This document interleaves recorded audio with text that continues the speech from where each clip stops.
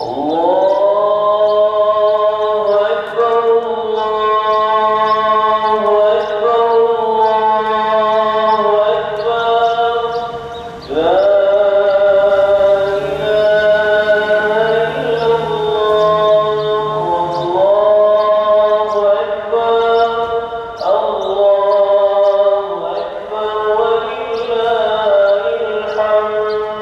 mutluluğunu yaşıyoruz.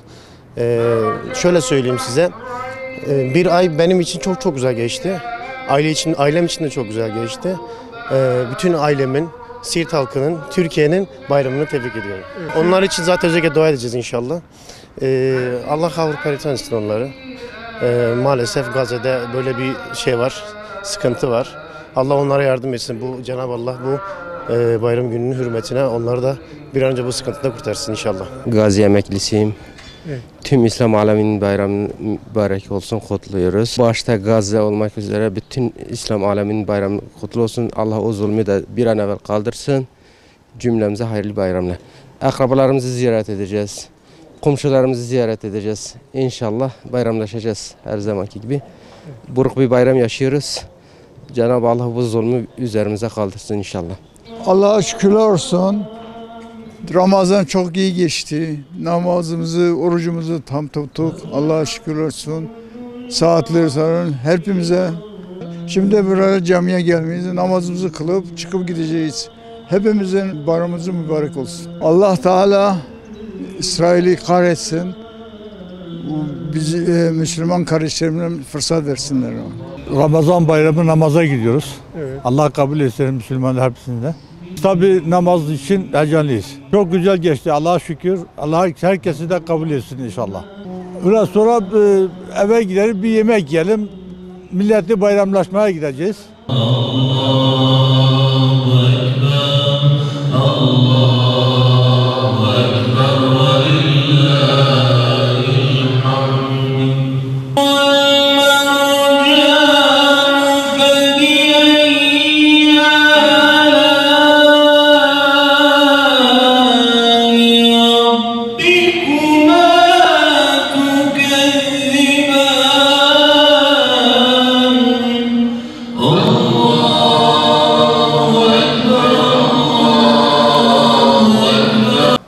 Fatiha suresini okumadan evvel iftitah duasından sonra 7 tane tekbir getireceğiz inşallah. Her iki tekbir arasında Subhanallah velhamdülillah ve la ilahe illallah Allahu ekber.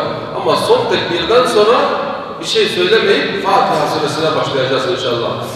Birinci rekat bittikten sonra ikinci rekatta yine Fatiha suresinden evvel 5 tane tekbir getireceğiz. Yine her iki tekbir arasında Subhanallah velhamdülillah ve la ilahe illallah Allahu ekber diyeceğiz. Bu bayramın bizlere huzur getirmesini, İslam alemine barış getirmesini, İslam aleminin şuurunu yükselmesine vesile olsun. İstediğimiz, arzu ettiğimiz dünya coğrafyasındaki olan Müslüman kardeşlerimizin daha iyi bir şekilde, daha iyi bir bayramla karşılaşmayı arzu ediyorduk. Rabbul Alemin 5-6 aydır imanlarının vermiş olduğu güçle eğer o iman olmamış olsaydı şu ana kadar evet Filistinli kardeşlerimiz Mescid-i Aksa'yı çoktan terk etmişlerdi değerli müminler. Gerçekten o imana imrenmemek elde değil. Ben onlarda sahabi kiramın imanlarını görüyorum artık. O kadar şehit verdiler. Abdest alabilmek için su bulmadılar. Oruçlarını tutabilmek için yemek bulamadılar. Evet. Ama mahşer gününde Efendimiz sallallahu aleyhi ve sellemle beraber olacaklardır. Bundan hiçbir şüphemiz yok. Bugün İslam aleminin sorumluluğu çok fazla. Maalesef imanımızı tarttılar.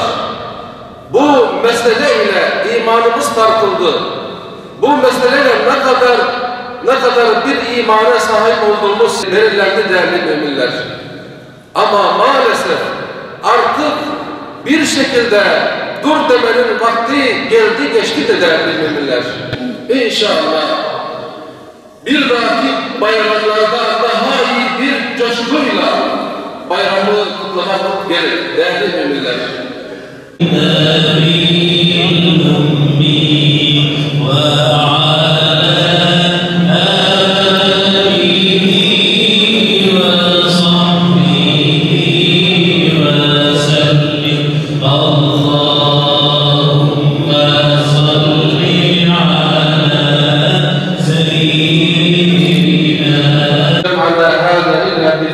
مغفور وعمل مبرور وسعي مشكور وتجارة لن تبور يا نور يا نور يا عليما بذات الصدور أخرجنا والحاضرين